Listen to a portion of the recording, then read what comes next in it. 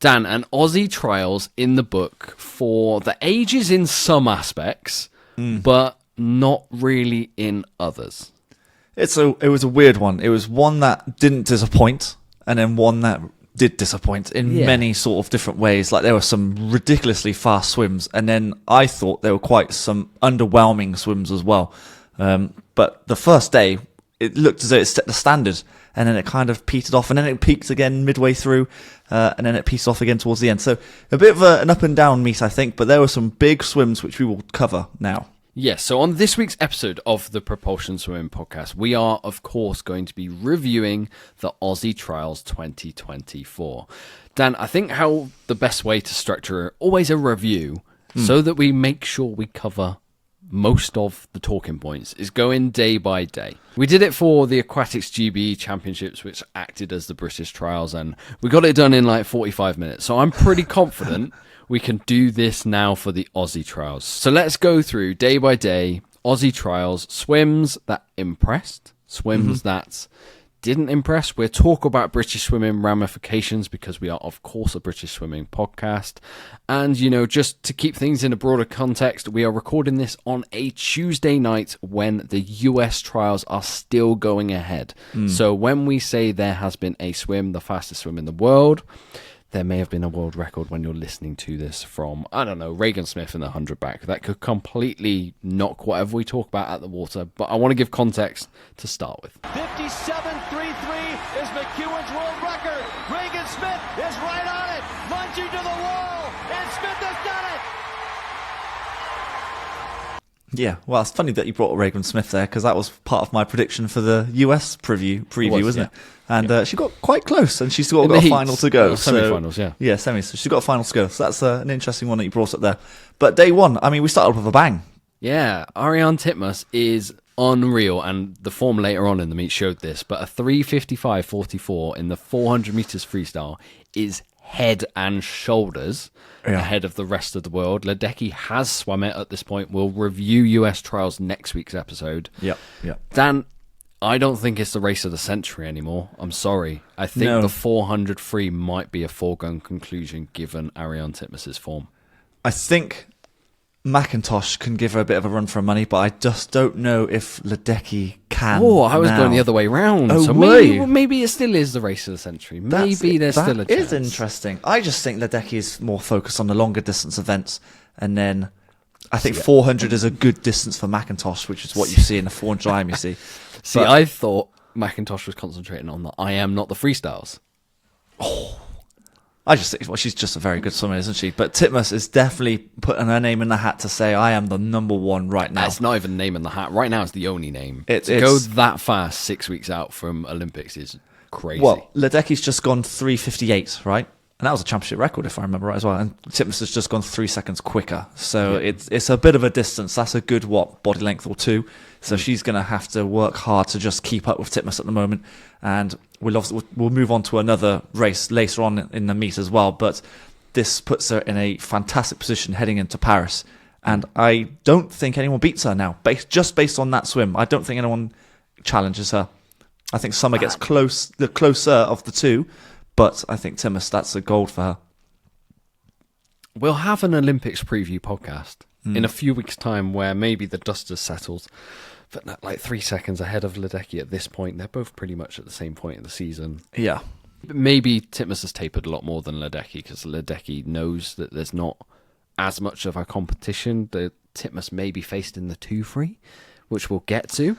I suppose that's probably true. Because if you're Kaylee Ledecky, why would you taper for trials? You would obviously just taper. train You could drop through. taper. Drop taper, of course, but not like full taper. And I think Summer McIntosh is probably in that same boat as well, even though she hit the massive world record in 4 AM.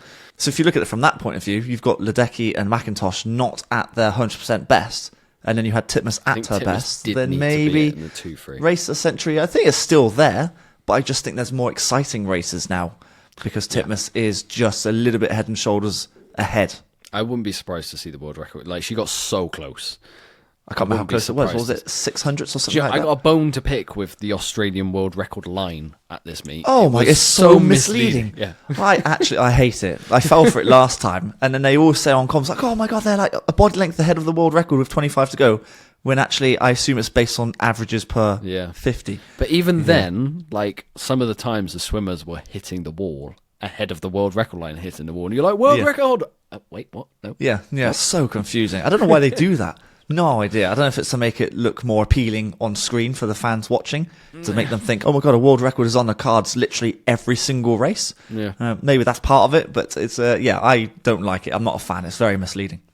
I think we'll stick with the rest of the girls on day one then before we talk about the guys, because there's some talking points in terms of maybe Aussie guys didn't quite show up. One on day one, actually, I'm impressed with.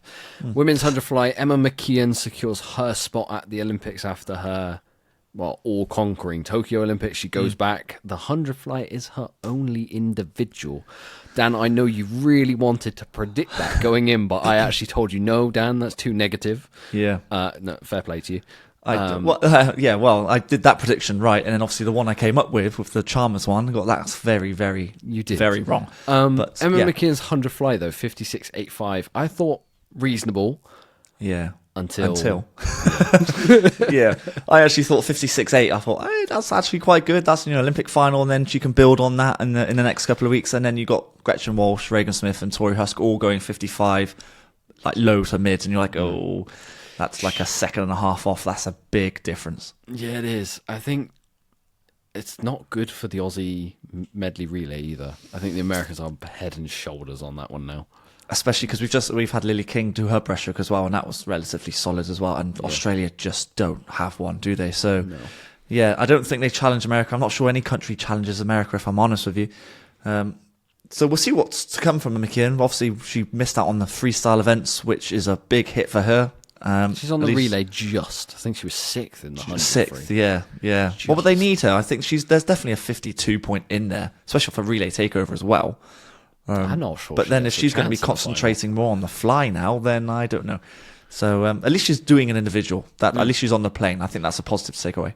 And one name who obviously stood out all week was Kaylee McKeown. On day one, it was the 200 meters IM. She hit a new Commonwealth record. Yeah, Siobhan O'Connor's. That's a shame from a business point of view, but it is what it is. 206.63, third fastest of all time. Only Kukors and Hosu have gone faster. We talked about race of the century, the 4-3 at the start of this day one.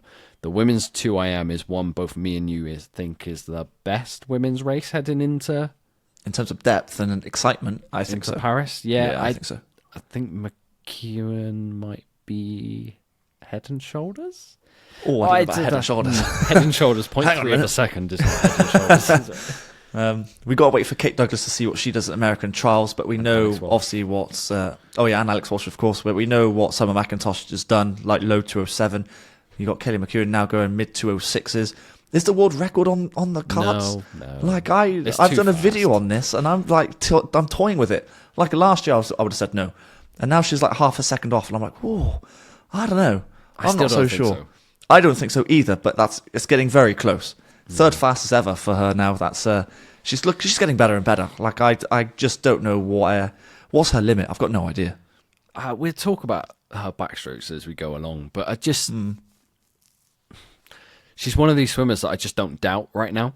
No, she's got the bit between her teeth, and she almost every time she gets in, it's like what Phelps used to do. You just don't bet against him, no matter what the race is. Even if she swam a 4am next to Summer McIntosh, I would put some serious consideration into it. But she's not going to do that in Paris, thank God. I don't have to think about that. But when it comes to 100, 2-back, even whatever Regan Smith does at US trials this week, I'd still put my money on McKeown. I think she goes in favourite, definitely. Yeah. I think she might even have to go favourite for the 2IM now ahead of McIntosh, who I would have said McIntosh would have gone in favourite, I don't know, a couple of months ago. But she's doing like literally every time she goes into the water and races, it almost doesn't matter what time of year it is. Like the world record is on the cards. I don't know how she's able to sustain that same speed throughout the season. Like usually people go through peaks and troughs and because they've tapered, whatever. But she does it every single time. It's baffling. I don't know what she does, and credit to her coach, I guess. Yeah, other swims then on day one of the Aussie trials, I think to take note of. Sam Short and Elijah Winnington both going 4:43s in the 400 freestyle. Comfortable very, very comfortable. Sam Short was unfortunately ill, like during Aussie trials. I think he had gastroenteritis, stomach bug. Essentially ruined his distance swims. I'm glad he still managed to do a 4:43 and get his name on the team. Yeah. Both of these guys swam faster in April. I think they properly tapered in April. This one, they wouldn't have tapered massively. Yeah, if anything, like through, drop taper at best. But I have a feeling they kind of trained through, if I'm honest. Yeah, but the more impressive swim, actually, from the guy's side was Sam Williamson in the 100 breaststroke, who goes sub 59. At no point going into the Olympics would I have thought an Aussie would have gone in faster than Nick Fink. No. Oh, yeah, Nick Fink has done his, hasn't he? And he's only gone 59.0. That's very interesting, isn't it? Because as soon as I saw that time, I thought, the Aussies have suddenly brought themselves back into play here, especially when you've got Chalmers at the back end and you've got... Yeah, but he was the most impressive out of the medley 100 strokes all week. True, because Matt Temple wasn't great. We'll get onto him as well. But yeah, 58.8 that's good going. And there could be some more wiggle room there as well, because I remember I was trying to watch it and he took it out quite strongly. So I don't know if you could sort of... He's a 50 swimmer. Yeah, I don't know if you could lay off a little bit on the first 50, then maybe come back on the second. I'm not quite sure, but if he's more of a sprinter, then he obviously just bomb it from the start and hold on, I guess. But yeah, 58.8 is solid and quite... I think that's made us sit forward anyway for that medley relay, definitely. Yeah, I know you've got a video you're recording very soon on like the state of men's medley relay, and there's some computations that are going to fry your tired little brain. Yeah, well, especially because Ryan Murphy's just drops a 52.2. Like, I thought Ollie did really well. He did do really well. 52.7 is a very good time. But then you've got Ryan Murphy who does that, and you're like, so frustrating.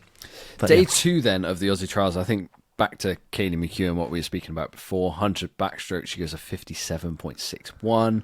Yeah. Maybe more impressive, Mollie O'Callaghan behind her, 57.88. Mollie O'Callaghan is a podium threat in this in Paris now. I agree. Yeah, there's a few girls. This is becoming quite a deep event all of a sudden because you've got Catherine Burkhoff as well, who also went 57 point as well at US trials. Yeah, I think you've got two Americans, two Australians, and suddenly it's a fight to try and squeeze 4 into 3 medals. I think the top 2 have gone, mind you, but the fight for bronze is quite interesting. I think Mollie O'Callaghan poses a question for the medley relay, or I tell you what, she did pose a question for the medley relay until you saw how far America are on the fly leg. So yes, the risk that Australia could have taken would have been O'Callaghan backstroke. You could have tried Kaylee on the breaststroke, on the breaststroke, because the 100 breaststroke at this meet wasn't good enough. Like 67, wasn't it? 67 point. Yeah, not brilliant. Yeah, it's not going to get it. And Kaylee McKeown's PB, I think, is a 106.5, and we know the form she's in. There was a chance that they could have risked it. We spoke about it, or I spoke about it with Steve in the preview. Yeah, you did. Yeah. I think, sure, take that shot, but you're a second and a half behind on a fly leg anyway. So now it's not worth the risk. Yeah, difficult, isn't it? I mean, you might as well keep McKeown just doing backstroke. I know she's going to do breaststroke in the IM, of course, but backstroke is the predominant stroke, so you might as well just keep the momentum going on that front. But I as much as McKeown was close to the world record on that swim, it was actually the Mollie swim that took me by surprise the most, just because I expect it from Kaylee McKeown now. I think that swim from Mollie laid the foundations in our mind that the next day, day 3, was going to be incredible. So the next day was the 200 meters freestyle. We know there was a world record hit, but I actually went into it thinking, you know what, O'Callaghan's going to break that world record. Look what she's just done in the backstroke. I don't think me or you or Steve were considering Titmus in the 2-3. No, not really. But for her to go a 1:52.23, I think that's the first time she's gone sub 53. Yes, correct, yeah. That is a massive, massive drop. This is what I need to understand, because there are swimmers in multiple different events now that are taking chunks off the world record. Leo Marchand, Summer McIntosh in the 400 IMs. And then you've got Titmus basically taking the best part of a second off on a 200 swim. Like, I don't understand. Like, what is happening? Is there something sports science-wise? She got her pacing right. Like, it's just, honestly, amazing. She's always had that back end speed because she's a 400 swimmer. But O'Callaghan has always bested her on the last 50. No matter what happens. This time, she actually split faster than O'Callaghan. Yeah. Which shows, and the 400 earlier on in the week showed just the form that she's in. I really hope she carries it through to Paris. I think that's, like, people will question and comment and say, you know what, maybe I saw a tweet saying, is that the best she can do now? No, I don't think so. I think you're absurd to think that she's peaked at Aussie trials when third was a 155. Well, I think I'm going to say on the video that I'm going to record about this trials is that it's a 151 now suddenly on the cars. If these big drops are happening, can she find another 0.3? And Mollie can find another half second? When they possibly. There's a rivalry between these two. They are teammates. They don't train directly together because Mollie trains 100 up and Titmus trains 4 down. Yeah, or 8 down, but yeah. Yeah, wow, yeah. 8 as well. But when you've got the two of them going, because Mollie O'Callaghan went sub-world record as well. She did, yes, yep. When you've got both of them driving each other down to new levels, that's what results in more world records. So 51, yes. I'm not going to say no. And it could be either of these girls. I don't put Titmus' favourite going into Paris. No, I mean, you look at their splits and they are nigh on the same. Yeah. You know, they basically swam the same race, obviously train under Dean Boxall, so the tactics are roughly going to be the same. It's just your classic race of a 100 metre going up and a 400 swimmer going down. Do you know, like the Ian Thorpe and Peter van den Hoogemans scenario? It's kind of like that. Like the 200 is your perfect race for both of these two in terms of seeing who is the best. And at the moment, Titmus is the one ahead, but I would never count out Mollie O'Callaghan. I think there's... I don't know how low they can take this record. I thought a 152 point anything is just unbreakable. I thought Pellegrini's swim would have been we thought that for that's far too good. And now they've taken a second off, basically. Yeah. An amazing swim. I did find a stat, actually, for you. I don't know if you already know this stat, but you know Mark Spitz back in 1972, that Munich Games when he won his 7 golds? Yes, okay. Those girls now have swum quicker than what he did back in 72. It's impressive. That's mental. Really, really That impressive. is insane. Yeah. Anyone get close to them in the 2? No. I don't think anyone does get close to them in the 2. I don't think so. No, I don't think so. And then there's the Aussie 4x2. The 4x2 is for me, a foregone conclusion. And world record. Like, that's happening.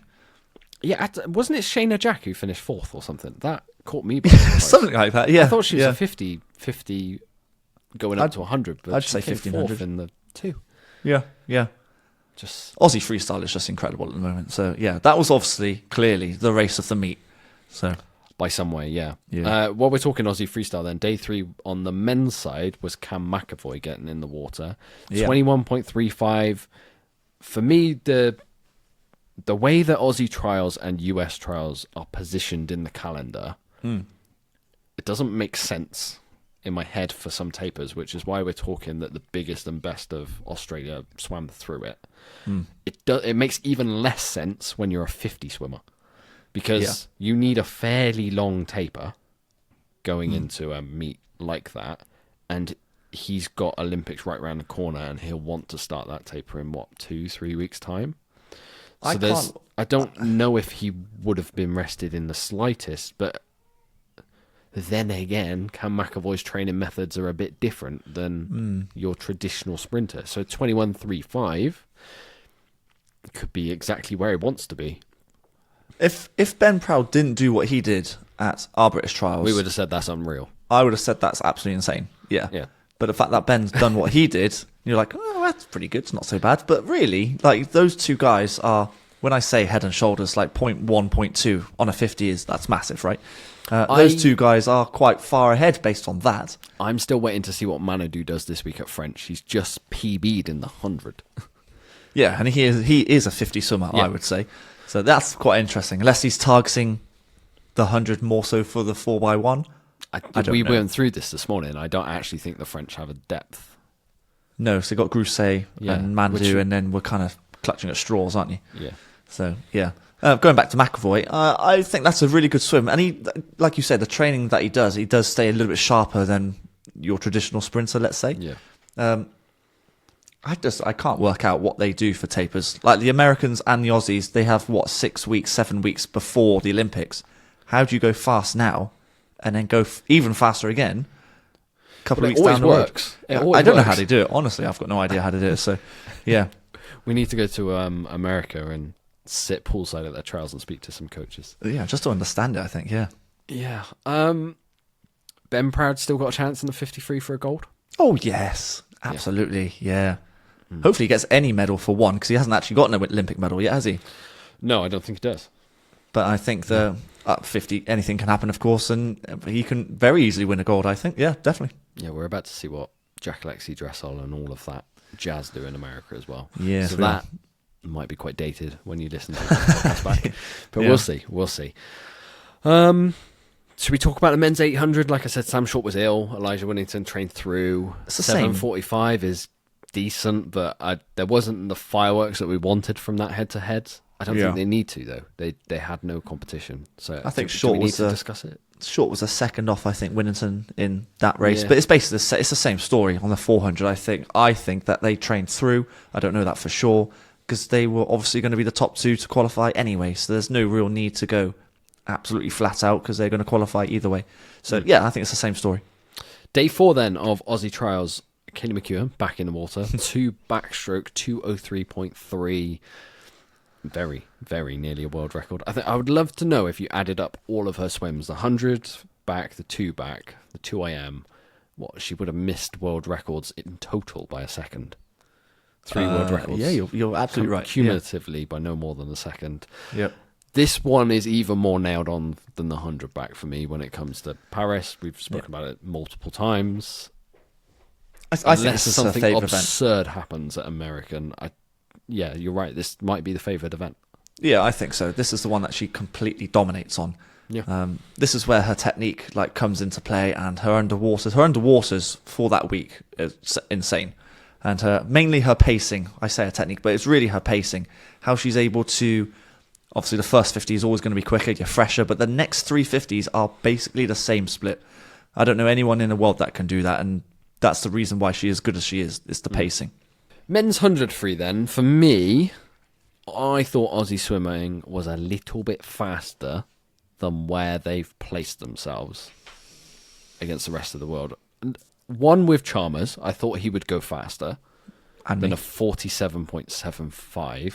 Yeah, you predicted sub 47, which now looks mad. I meant Jack Alexi when I said that, not Carl. So yeah, yeah. With hindsight, that's great. But it's not just him. It's like the rest of the guys. They didn't have another sub 48. Which they didn't. No. When I did the split comparison against British guys, you did. The Brits are up by 0.4 of a second on the Aussies for the 4x1 relay, which that's nothing.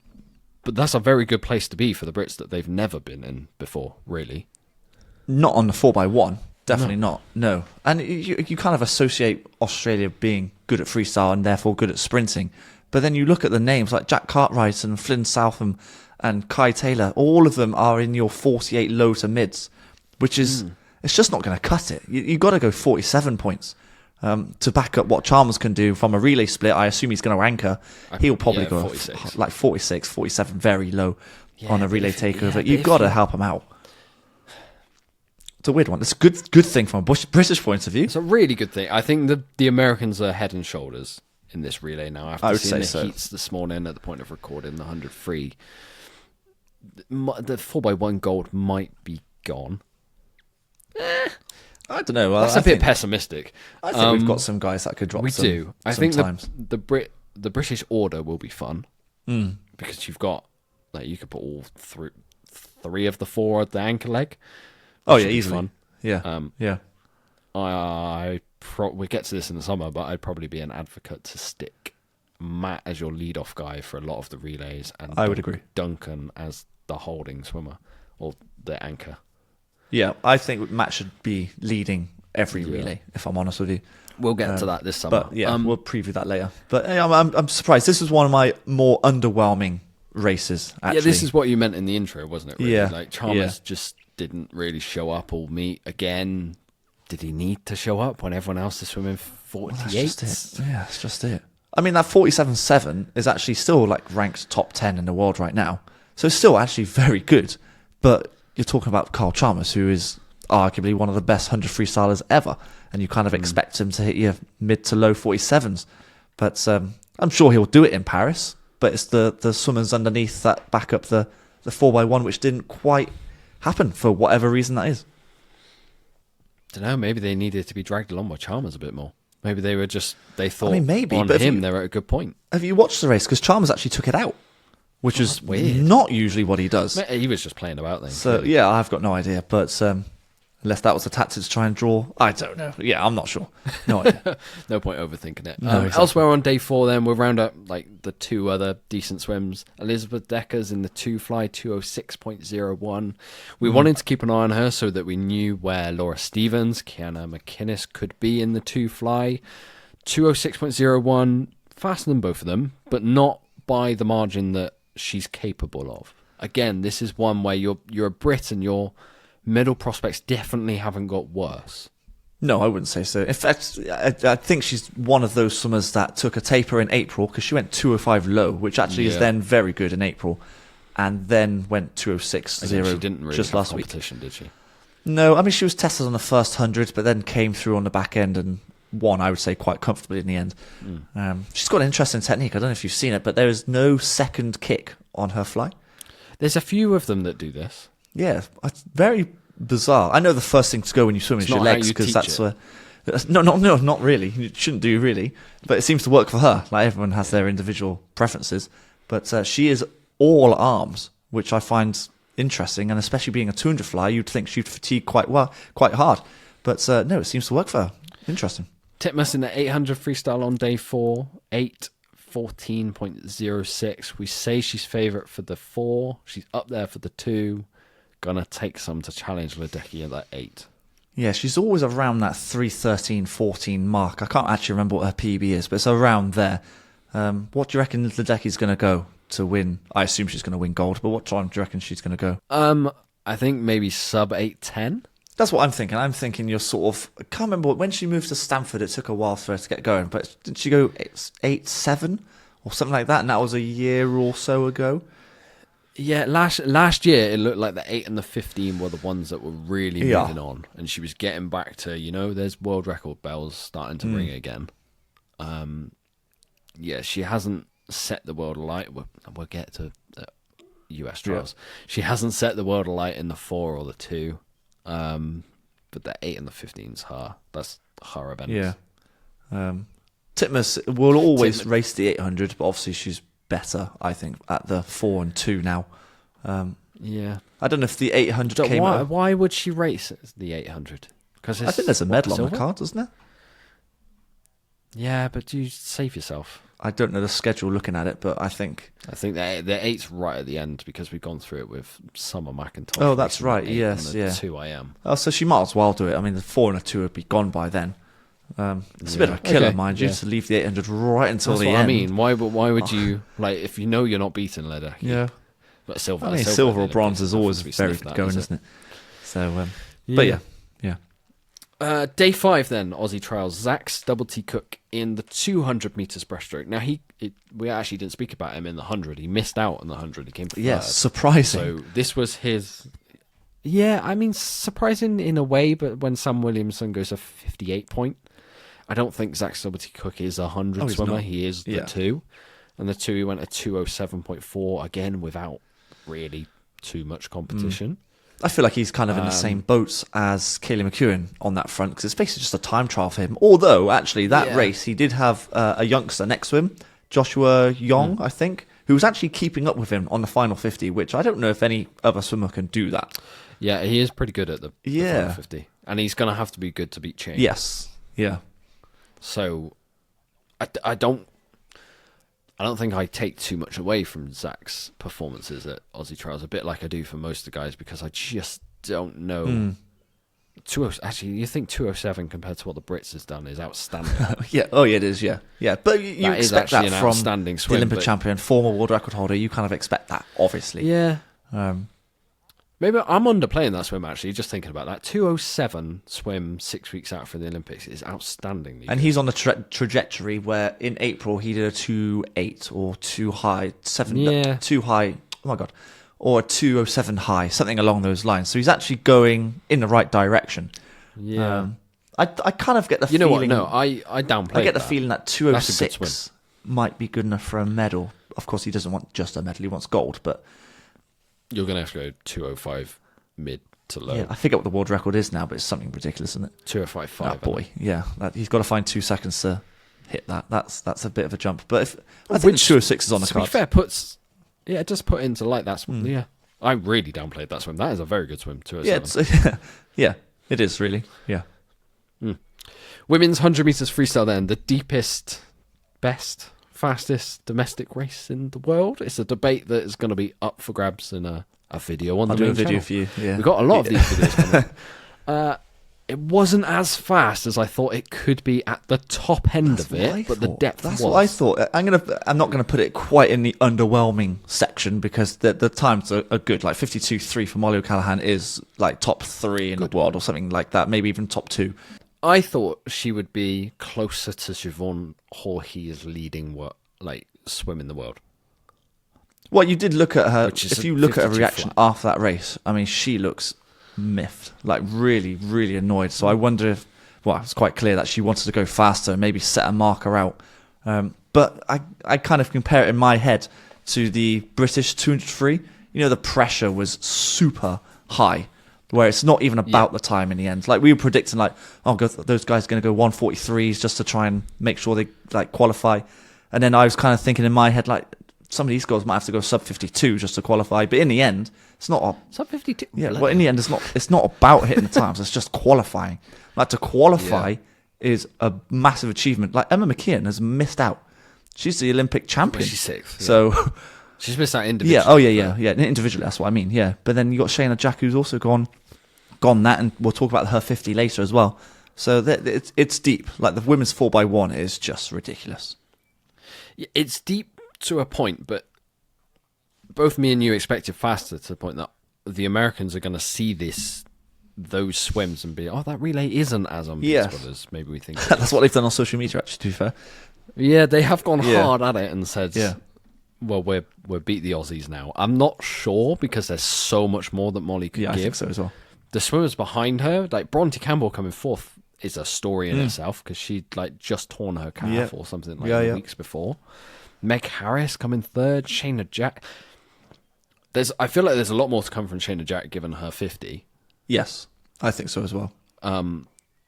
And it's like you said, this is the pressure. That was one of the ones where it could have been an Olympic final, and the pressure for that race was probably more than an Olympic final you'll ever Well, do. yeah, I mean, we were on poolside, obviously, for the men's 200 free, and you could feel the tension in that arena. I assume it was the same thing for that. So, because it's the relays. It's not a guaranteed gold now, but the relay is the one that the whole nation wants to get on. yes, yeah. I mean, you look at the names, like you've even got different generations of Aussie sprinters coming through, like Olivia Wunsch, who's 18, who's also just gone 53 low, and you think, they're replacing Kate Campbell already. It's Kate Campbell missed that final. mad. It's ridiculously deep. We'll have to do a video. I don't know what the best domestic race is, but that race is certainly up there. I tell you what, put in the comments below to give Dan some help on this script, because I think we want to put 3 domestic races. We've got 2.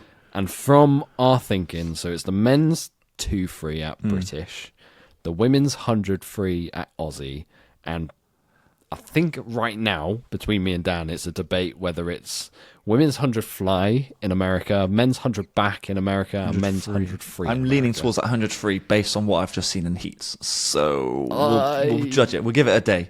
We'll see what it's like. Yeah. But yeah, put your comments in the comments below on YouTube, because we might need a little bit of help deciphering that one. Okay, final day then of Aussie Trials, day 6. We've already talked about Shayna Jack in the 50, so let's go through it. 23.99. Sub 24 is very good this time of year. She was impressive all week. This was the one she won. She obviously qualified in the 100. She's on the relay for the 2. She's going to be very busy come Paris.